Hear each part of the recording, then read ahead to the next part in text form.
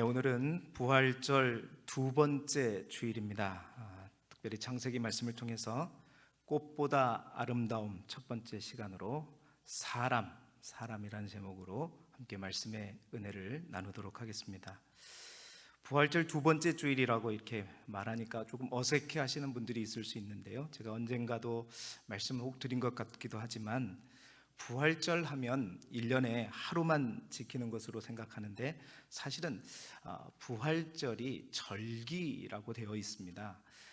지금 사실은 우리가 지난주 주일 예수님께서 부활하시고 이제 40일 동안 보이셨잖아요. 그 40일 동안 보이시고 이제 승천하신 이후에 제자들이 마가의 다락방에 모여서 10일 동안 오로지 기도에 힘쓸 때에 성령께서 강림하셨죠.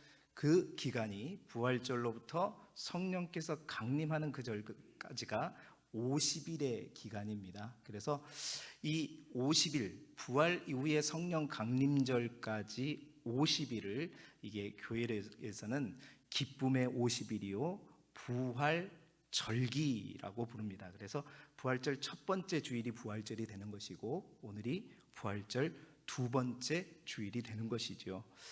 그래서 이 부활 기쁨의 50일은 사실은 매 주일이 부활을 기념하는 주일이지만 그 어떤 주일보다도 1년 중에 이 50일 동안은 우리가 가장 부활의 큰 기쁨을 소망하고 또 가지고 부활의 증인된 삶을 살아면서 기쁨을 누리는 주간이다. 할렐루야. 기뻐하시기 바랍니다. 그래서 코로나가 조금 이제 이래서 우리가 또 이 부활 기쁨의 50일에 기쁨으로 함께 교제하고 그런 시간들이 될 수 있었으면 좋겠습니다. 아무튼 항상 이 부활절기를 맞이하게 되면 올해는 약간 좀 늦었지만 세상에는 항상 봄에 꽃들이 만개하는 시즌과 이 부활절기는 항상 물려 있음을 보게 됩니다. 봄에 핀 많은 꽃들, 특별히 봄에 우리 교회 앞에 있는 이 뜰에 정원에 보게 되면 보면 볼수록 너무 아름답습니다. 여러분들은 이제 주일에 한 번씩 오시지만 매일같이 출퇴근을 하면서 그것을 볼 때면 저처럼 감성이 없는 사람도 이제 빠지게 되는 거죠. 그렇습니다. 누구나 공통적으로 멋지게 핀 봄꽃을 보고 있노라면 하는 말이 다 그거예요. 참 아름답다. 참 아름답다. 그렇습니다. 봄꽃은 참 아름다워요. 봄꽃이 왜 그렇게 아름다운가? 이제 그렇게 말할 수 있겠죠. 우리가 겨울 내내 한 서너 달 동안에 꽃에 굶주렸다가 꽃이 피니까 너무나도 반갑고 아름다울 수 있겠지만 봄꽃이 아름다운 이유는 여러분이 잘 아시듯 추운 겨울을 이겨내고 또 새로운 시작을 알리는, 그러니까 혹독한 어떤 환경에 맞서서 꽃이 실제로 그랬는지 우리는 잘 모르겠지만 꽃을 피워냈기 때문에 더 아름다운 것이죠. 뿐만 아니라 또 한 가지 이유가 있다면, 여러분 다른 계절에 있는 나무와 달리 봄에 피는 꽃나무를 보게 되면 잎보다 뭐가 먼저 피죠? 꽃이 먼저 피기 때문에 더 아름다운 것 같습니다. 다시 말해서 잎이 무성해야 할 그 자리에까지 뭐가 꽉 채우고 있어요? 꽃이 가득 채우고 있기 때문이죠. 그러니까 군더더기 없이 깔끔하게 활짝 핀 아름다운 꽃, 그리고 그 꽃이 그냥 피어난 것이 아니라 혹독한 겨울을 지내고 새로운 봄이 왔다는 것을 알려주는 그 꽃이기에 봄꽃은 다른 계절의 꽃보다도 더욱더 아름다운 것 같아요. 하나님께서 왜 봄꽃을 이렇게 아름답게 하셨을까? 이 부활절기와 함께 맞물려서 보게 되면 이 봄꽃이 우리에게 주는 의미가 바로 그건 거죠. 봄꽃은 십자가를 이기고 또 부활의 생명으로 다시 피어난, 군더더기 없이 아름답게 피어난 예수 그리스도를 닮은 거다. 아멘이 크게 나오셔야 되는데 그래서 이 봄꽃은 더욱더 아름다운 것 같습니다. 이 기쁨의 절기 50일 동안 아름다운 봄꽃처럼 여러분의 삶 속에서도 기쁨과 감사와 또 사랑으로, 특별히 부활의 기쁨으로 활짝 피어나는 우리 모두가 되시기를 주님의 이름으로 축원합니다. 얼마 전에 한 권사님 댁에 팔순을 맞이해서 예배를 인도하러 갔습니다. 사실은 진작 갔어야 되는데 제가 코로나에 격리되고 이렇게 하다 보니까 그 시기를 못 맞추고 지난 다음에 갔었어요. 가보니까 이제 저를 불러서 예배 먼저 못 드린 게 아쉬웠는데 자녀 손들과 함께 그 집에서 가족들끼리 잔치를 하셨더라고요. 근데 잔치한 흔적이 남아 있어요. 벽에 보니까 현수막이 걸려 있고 탁자에 보니까 막 감사패가 있는 거예요. 와, 무슨 패를 받았을까? 딱 제목을 보니까 이렇게 되어 있는 거예요. 꽃보다 아름다운 할머니에게. 꼭 이런 얘기하면 누구지? 누굴까? 그러면 말씀이 안 들리는 거예요. 그런 생각하지 마시고 여기 메시지에만 집중하시기 바랍니다. 꽃보다 아름다운 어머니, 꽃보다 아름다운 할머니. 우리가 자주 들어보는 거잖아요. 그런데 그 말이 계속해서 신방을 갔다 온 이후에 제 마음속에 또 기도할 때마다 계속해서 생각나는 거예요. 여러분, 자주 쓰는 말이잖아요. 꽃보다 아름답다. 그러니까 우리가 흔히 아름다움을 뭐에 비유하냐면 꽃에 비유합니다. 그렇죠? 일반적으로 꽃은 아름다움의 상징이죠. 그런데 우리가 이제 이 꽃보다 아름답다는 표현을 언제 쓰냐면 우리가 아름답다고 보는 그 꽃, 그것보다 더 아름다울 때, 더 곱고 더 예쁠 때 우리는 뭐라고 하죠? 이 관용구를 쓰는 거예요. 꽃보다 아름답다. 아름답기 싫으시죠? 우리 모든 성도님들이 꽃보다 아름다우신 분들이 될 수 있기를 소망합니다. 예, 그렇어요. 그러니까 이 문구가 계속해서 생각나는 거예요. 새벽에 기도할 때도 꽃보다 아름답다. 그래서 제 마음속에 드는 생각이 이게 이번 부활절기는 딱 뭘 품고 있냐면 5월 가정의 달을 품고 있어요. 이제 다음 5월 1일이 어린이 주일이잖아요. 이때부터 마지막 주하고 6월 첫 주가 뭐냐면 성령 강림 주일입니다. 하나님이 나에게 뭘 말씀하실까? 그래, 우리 주위에 우리의 가족 중에 내 곁에 꽃보다 아름다운 게 참 많다. 꽃보다 아름다운 할머니, 꽃보다 아름다운 어머니, 꽃보다 아름다운 딸, 아들, 남편 하니까 인상이 쓰여지는 것 같은데 아내. 그래서 이 5월 달에는 이 주제로, 지난번에는 제가 굳게 서라라는 주제로 마지막 이제 말씀을 함께 나눴는데 꽃보다 아름다움이라는 주제로 하나님이 주신 말씀을 붙들고 함께 성도들과 나누자라는 생각을 하게 되었습니다. 여러분, 그 첫 번째로 오늘은 사람입니다. 사람 하니까 너무 먼 얘기인 것 같고 모든 얘기 너무 일반화시킨 것 같지만 이 사람의 좁은 의미는 누구다? 나다, 나. 우리래요. 여러분 각자입니다. 꽃보다 아름다움 첫 번째, 우리 나에 대해서 얘기하는 거예요. 이 사람은. 그래서 오늘 우리가 너무나도 잘 아는 말씀이죠. 하나님께서 천지를 창조하신 여섯째 날 인간을 창조하시는 내용의 본문을 통해서 창조의 절정에 만드신 사람, 그 사람이 왜 다른 피조물과 다르고 아름답고 고귀한 것인가? 오늘 이 사람으로 일반화하지 마시고 이 사람이 곧 나다, 나로 개인화시켜서 나를 아름답게 창조하셨는가? 왜 나를 어떻게 아름답게 창조하시고 나는 어떻게 아름다운 존재인가? 우리가 함께 말씀을 통해서 깨닫고 특별히 이 기쁨의 절기 가운데 그 아름다움을 회복하는 저와 여러분이 되기를 소망합니다. 첫 번째로, 내가 꽃보다 아름다운 첫 번째 이유가 뭐냐? 바로 하나님의 걸작품이기 때문이다. 하나님의 걸작품이기 때문이다. 오늘 본문의 말씀 26절 상반절의 말씀을 우리 화면을 보고 함께 읽어보겠습니다. 시작. 하나님이 이르시되 우리의 형상을 따라 우리의 모양대로 우리가 사람을 만들고. 아멘. 아멘. 예.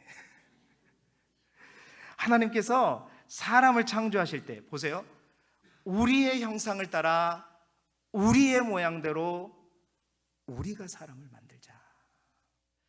여기서 우리가 주목할 단어가 뭐예요? 답을 다 가르쳐 줬잖아요. 우리예요, 우리. 다른 모든 것을 창조하실 때와 달리 인간을 창조하실 때만 있었던 사실이 뭐냐? 바로 우리가라는 겁니다.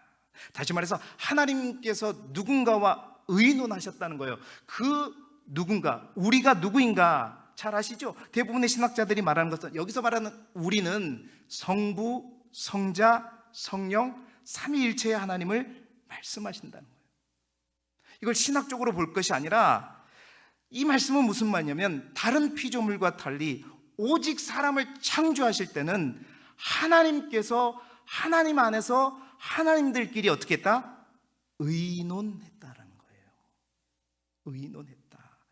그 의논했다는 말은요, 하나님은 전지전능하신 분이, 다 아시는 분이, 하나님 한 분만으로도 충분하게 만드실 수 있어요. 그런데 삼위일체 되신 하나님께서 우리가 하셨다는 말은 그만큼 신중하고 심혈을 기울였다. 할렐루야.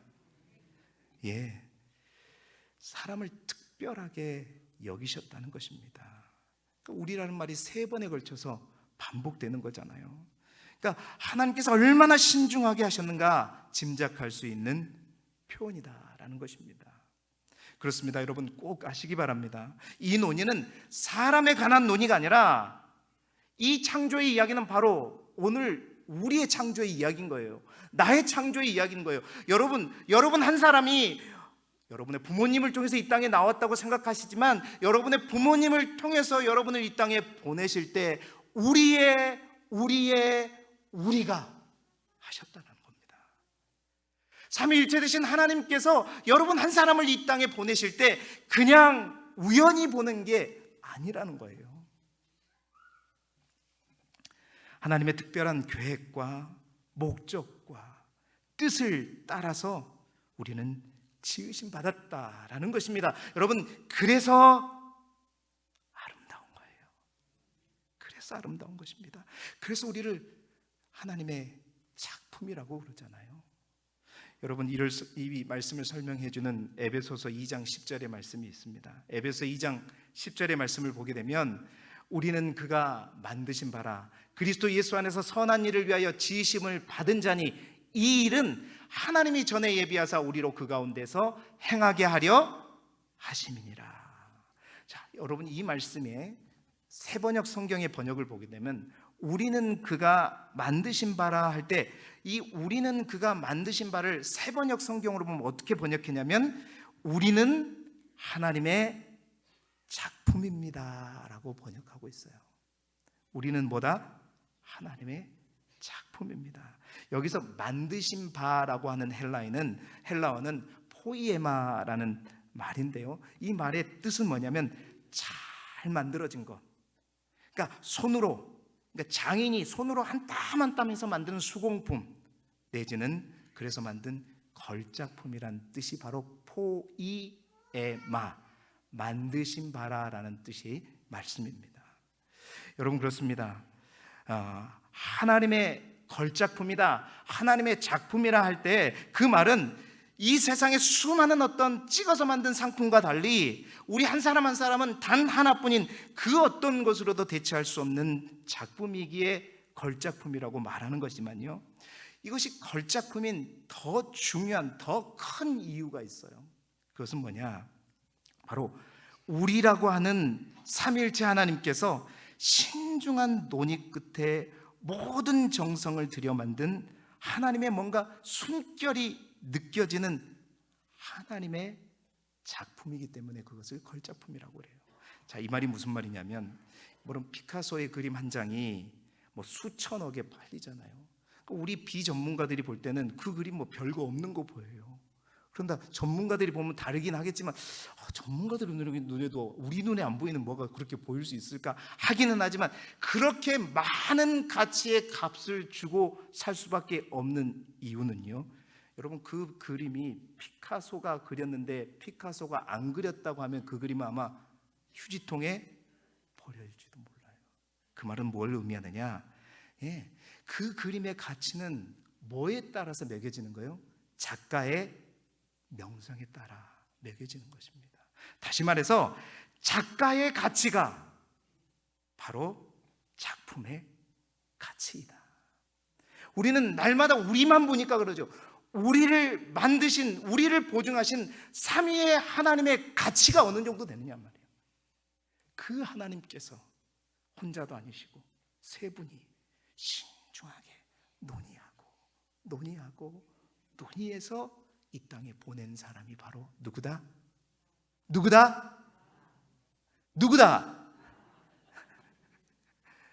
저고 또 여러분이라는 것입니다. 그래서 아름다운 거예요. 그래서 꽃보다 비교할 수 없을 만큼 아름다운 것입니다.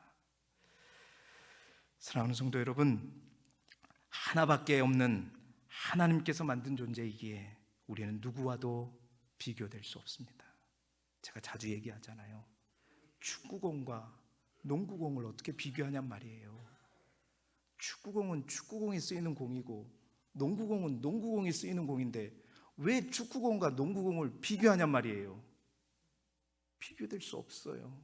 여러분, 그렇습니다. 피카소 그림 한 장이 저기 있는 다른 밀레의 그림과 비교할 수 없는 이유는 그 그림을 그린 화풍과 살던 시대가 전혀 다르기 때문에 비교할 수 없는 거예요. 객관적으로. 비교는 같은 상품끼리 같은 찍어낸 거에서 불량하다, 그렇게 비교하는 거죠. 하나님께서 만드신 유일한 작품은 그래서 그 누구와도 비교되어서도 안 되고 비교할 수도 없는 독보적인 가치를 지니고 있는 것입니다. 사랑하는 성도 여러분, 그렇습니다. 비록 내가 못 배우고 내가 못났어도, 내가 나이가 많아, 혹 우리에게 힘이 다 떨어져 내 능력이 없고 지혜가 없고 물질이 없을지라도 여러분을 둘러싸고 있는 환경이 아니라 여러분의 자신의 가치가 우리 하나님 보시기에는 걸작품이라는 거예요. 최고의 가치를 지니고 있다는 것입니다. 주위의 그 어떤 것보다도 귀중하고 소중한 존재로 우리는 이 땅에 태어난 자들입니다. 우리의 형상을 따라 우리의 모양대로 우리가 사람을 만들자. 사랑하는 성도 여러분, 하나님의 최대의 관심사는 바로 저와 여러분인 줄 믿습니다. 비교하지도 마시고 비교 당하지도 마시고, 우리가 꽃보다 아름답다, 그렇게 했는데도 아멘이 안 나오면 우리가 꽃보다 아름답다. 여러분, 우리가 아름다워야 다른 사람도 아름답게 볼 수 있는 거예요. 나의 자화상이 깨끗하지 않으면 다른 사람도 그렇게 보이지 않습니다. 꽃보다 우리가 아름다운 첫 번째 이유, 그렇습니다. 하나님이 만드신 작품이기 때문입니다. 두 번째로 우리가 꽃보다 아름다운 두 번째 이유는 뭐냐? 하나님의 형상으로 지음받았기 때문이다. 하나님의 형상으로 지음받았기 때문이다. 우리 27절의 말씀을 화면을 보면서 함께 읽어보도록 하겠습니다. 시작. 하나님이 자기 형상 곧 하나님의 형상대로 사람을 창조하시되 남자와 여자를 창조하시고, 아멘. 두 번째로 하나님께서 우리를 지으실 때 하나님의 형상대로 우리를 창조하셨다고 말씀하고 있습니다. 여기서 하나님의 형상이라는 건 무슨 말이에요? 형상이 무엇입니까? 우리가 하나님을 닮았다? 그러면 하나님도 우리처럼 코가 있고 눈이 있고 귀가 있는 것인가? 아니죠. 하나님은 영이십니다. 하나님은 영이시기 때문에 우리처럼 몸을 가지고 있지 않는 거죠. 그러면 우리가 하나님의 형상대로 되었다는 말은 무엇이냐? 이 형상이란 무엇이냐? 이 형상 속에 들어있는 의미는 뭐냐면, 하나님께서 영이신데도 우리가 하나님의 형상대로 모양대로 만들어졌다는 말은 영이신 하나님과 몸을 가진 우리에게 아주 특별하고도 깊은 연관성이 있다는 의미가 담겨 있는 거예요. 이것은 바로 그 말씀 다음에 연결되는 창조라는 단어를 통해서 더욱더 확실하게 드러납니다. 하나님의 형상대로 사람을 창조하시되라고 되어 있죠. 자 보세요. 창조하셨다고 얘기했는데 동물과 사람을 하나님께서는 같은 날 여섯째 날에 창조하셨는데 히브리어 원어를 보게 되면, 그리고 영어 성경을 보게 되면 생물이나 동물을 만들었다는 단어와 인간을 만들었다는, 창조했다는 단어는 다른 동사를 사용하고 있어요. 다시 말해서 생물과 또 동물을 만들었다 할 때는 make라는 영어 단어를 쓴다면, 우리 인간을 창조했다는 말은 create라는 말을 쓰고 있단 말이에요. 그 create라는 말은 뭐냐면 히브리어로 바라라고 하는 단어입니다. 어떤 창조냐? 어떻게 다른 것이냐? 그 창조의 의미를 창세기 2장 7절에는 이렇게 말하고 있습니다. 우리 다시 한번 같이 읽어볼까요? 시작. 여호와 하나님이 땅의 흙으로 사람을 지으시고 생기를 그 코에 불어 넣으시니 사람이 생명이 되니라. 아멘. 하나님이 인간을 창조한다라는 말, 다른 생물들을 만든다는 말과 구별되는 창조의 의미가 뭐냐? 이 의미라는 거예요. 하나님께서 인간은 흙으로 사람의 외모를 만드시고 그 코에 생기를 불어 넣으시자 살아있는 영, 곧 생명이 되었다. 이게 다른 동물, 생물들과 다른 인간 창조에 담긴 창조의 의미라는 것입니다.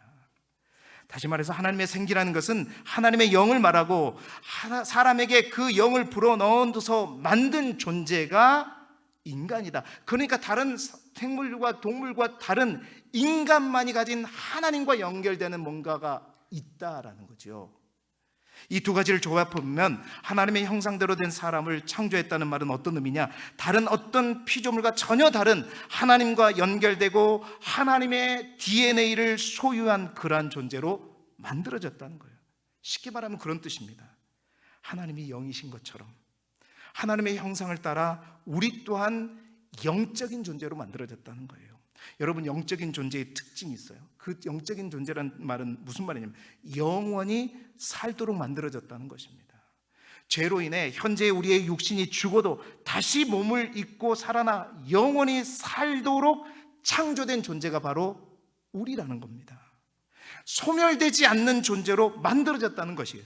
뿐만 아니라 하나님께서 지성과 감성과 의지를 가지고 계시는 인격적인 존재인 것처럼 오직 인간만이 온전한 인격을 가진 존재라는 거예요. 그래서 본능대로 움직이지 않는다는 거예요. 본능이 있지만 본능을 넘어서 뭔가를 생각할 수 있고 결단할 수 있고 느낄 수 있고 그것으로 인해서 하나님과 교제할 수 있고 하나님을 만날 수 있고 하나님을 예배할 수 있다. 제발 예배 아멘 좀 빨리 좀 해주세요. 숨이 넘어가라. 하나님을 만날 수 있다. 그런 존재로, 전인격적인 존재로 우리 인간을 만드셨다는 겁니다. 뿐만 아니라 또한 하나님께서 스스로 삼위일체의 하나님으로서 우리라고 하는 공동체를 이루시고 계시는 것처럼 하나님은 우리 또한 관계성을 가진 존재로 만들었어요. 그래서 하나님은 아담만 지으지 않고 아담의 갈비뼈를 취해서 누구요? 하와를 함께 만드신 것이고, 그 아담과 하와의 인간의 관계성 속에서 또한 하나님과의 관계성을 유지하는 관계적인 존재로 만드셨다는 겁니다. 그렇습니다. 사람은 단순히 하나님의 피조물의 하나, 그래서 본능에만 충실한 동물과는 다르다는 것입니다. 그 피조물 중에서도 특수한 존재로 하나님을 닮은 존재예요. 하나님을 인식할 수 있는 존재예요. 하나님과의 사랑의 관계를 맺고 살아갈 수 있는 존재예요. 여기에 여러분, 그래서 하나님의 자녀가 될 수 있는 DNA를 우리에게 주신 거예요. 사람이 꽃보다 비교할 수 없을 정도로 아름다운 이유는 우리가 바로 하나님의 형상대로 지음받았기 때문입니다. 할렐루야. 여러분, 그럼에도 불구하고 우리가 타락으로 인해서 그 하나님의 놀라운 형상을 상실하거나 그 형상이 희미해졌다면 여러분, 우리는 그 아름다움을 잃어버리고 있는 것이죠. 사랑하는 성도 여러분, 하나님의 형상을 원래의 모습대로 온전하게 회복하실 수 있기를 축원합니다. 그 방법은 무엇인가? 우리 이미 그 방법을 보았습니다. 사순절과 고난주간과 부활절을 통해서 그 방법은 오직 주님밖에 없어요. 주님의 십자가밖에 없습니다. 그 십자가를 통과하고 부활을 통과할 때만이 우리는 그 아름다운 형상으로 회복되어질 수 있는 것입니다. 비록 완전하지는 않을지라도 그 회복된 모습으로 우리는 점점 더 성숙해서 이제 우리 주님께서 이 땅에 다시 오실 때 완전히 영화롭게 하나님의 그 원래 그대로 형상대로 회복되어질 줄 믿습니다. 그 모습을 회복할 수 있기를 바랍니다. 더 성숙되고 아름다워지기를 그리스도 예수 이름으로 축원합니다. 세 번째로 마지막으로 우리가 꽃보다 아름다운 세 번째 이유는 뭐냐? 세상을 다스리기 때문이다. 세상을 다스리기 때문이다. 26절 하반절의 말씀을 화면을 보고 함께 읽어보겠습니다. 시작. 그들로 바다의 물고기와 하늘의 새와 가축과 온 땅과 땅에 기는 모든 것을 다스리게 하자 하시고 아멘. 세 번째로 하나님께서는 사람을 하나님께서 창조하신 세상 모든 것을 다스리는 대리인으로 세우셨다는 것입니다. 다스리게 하신 것이죠. 여러분, 이 다스린다는 말은 반대로 무슨 의미냐면 지배를 받지 않는다는 말입니다. 그렇습니다. 사람은 하나님 외에 그 어떤 것에 지배도 받지 않은 존재로 하나님께서는 우리를 만들어 주셨다는 것입니다. 자연계는 물론이요, 그 어떤 것도 하나님의 백성을 굴복시킬 수 없다. 가난도 그렇습니다. 질병도 그렇습니다. 외로움도 그렇습니다. 사람들의 비난도 그렇습니다. 우리들이 당하는 고통도 그렇고 우리들이 당하고 있는 고난도 그렇습니다. 우리 안에 있는 절망도 그렇습니다. 아파하고 힘들어할 수 있으나 우리는 그들에게 지배당하지 않는다. 이게 우리의 본질입니다. 우리를 그렇게 만들어 주셨어요. 하나님의 백성은 오직 하나님의 말씀 외에는 그 어떤 것에 의해서도 지배당하지 않고 굴복당하지 않을 존재로 하나님은 우리 모두를 만들어 주셨습니다. 여러분, 무언가에게 지배받는 사람, 뭔가에 쩔 매는 사람, 여러분 굉장히 아름다워 보이죠? 돈에 쩔쩔매고 권력에 쩔쩔매고 이성에 쩔쩔매고 환경에 체면에 지배당할 때 여러분, 그 사람이 아름다운 것이 아니라 초라해 보이죠.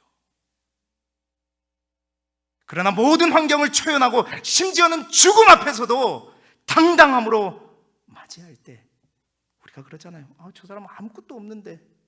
그러나 그런 사람들을 볼 때 그 속에 우린 뭘 봐요? 아우라라고 그러잖아요. 아름다움을 보는 거예요. 하나님이 만들어주신 하나님의 DNA를 가진 그들만의 아름다운 진짜 인간의 모습이죠.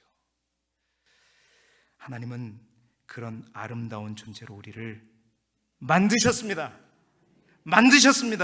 주중새벽에 세례 요한의 사역을 함께 나누면서 자신을 향해 몰려드는 수많은 사람들, 400년 300년 동안 선지자가 없었고 하나님의 말씀을 선포하는 자가 없었는데 세례 요한이 나타나서 광야에 외치는 자의 소리를 하면서 회개하라, 천국이 가까웠다 하면서 회개에 합당한 열매를 맺으라고 독사의 자식들아 욕을 퍼부어가면서 메시지를 전했음에도 불구하고 그가 메시아다, 그가 구원자다. 많은 사람들이 세례 요한을 쫓아가기 시작하고 우러러보기 시작하고 환호하기 시작하고 그를 따르기 시작했습니다. 그러나 여러분, 그 인기에, 그 칭찬에, 그 환호에 세례 요한은 지배당하지 않았습니다. 반대로 그는 당당하게 분봉왕 헤롯 그의 잘못을 책망하면서 감옥에 갇혀 결국 죽을지언정 권력 앞에, 힘 앞에, 돈 앞에, 자리 앞에 지배당하지 않았습니다. 그는 믿음의 용기를 가지고 강단 있게, 당당하게 그 어떤 것에도 매이지 않고 갇히지 않고, 왜? 다스리는 자였기 때문에, 다스리는 자였기 때문에, 다스리는 자였기 때문에.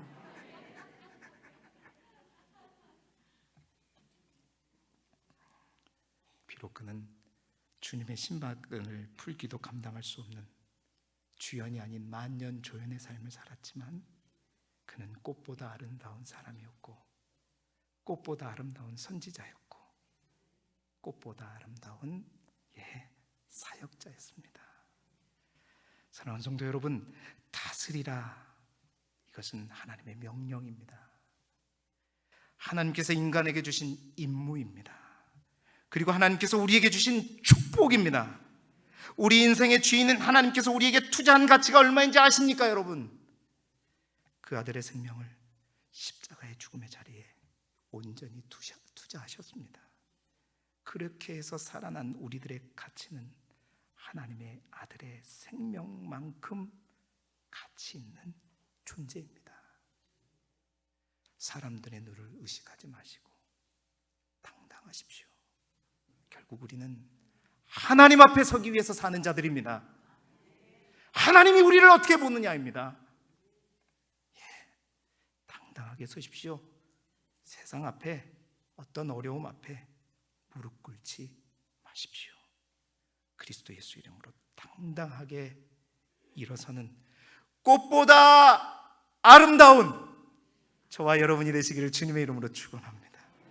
이제 말씀을 마무리합니다. 우리가 살아갈 때 내가 나를 어떻게 생각하느냐에 따라서 우리의 사람의 삶의 모습이 결정된다고 하죠. 내가 행복한 사람이라고 생각하면 행복한 사람의 모습을 살아가는 것이고, 내가 불행한 사람이라고 생각하면 늘 불행한 모습으로 살아가는 것이고, 내가 정말 존귀한 사람이라고 생각하면 늘 나는 존귀한 삶을 살아가게 되는 것이고요, 천한 사람이라고 생각하면 천하게 살아가기 마련입니다.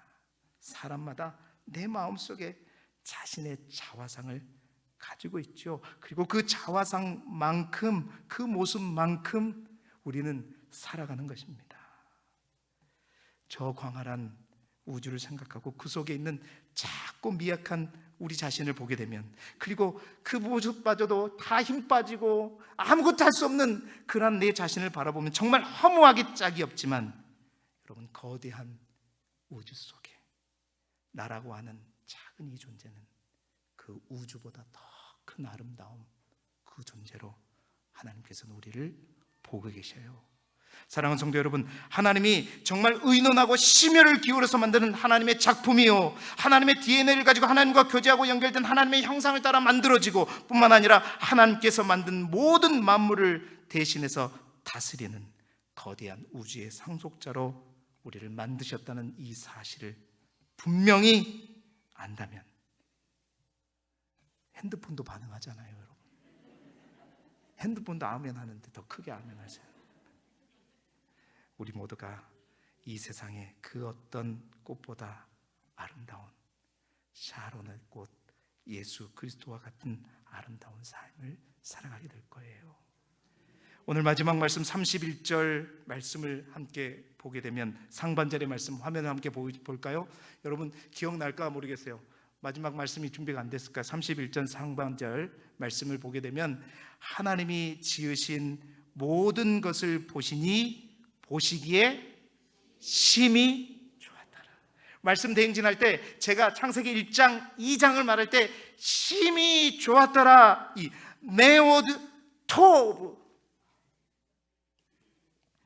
하나님께서 여섯째 날 창조한 우리 인간을 바라면서 메오드 토브, 심히 좋아하십니다. 하나님께서 심히 좋아하시는 가장 아름다운 꽃보다 더 아름다운 삶을 살아가시는 우리 모두가 되시기를 그리스도 예수 이름으로 축원합니다.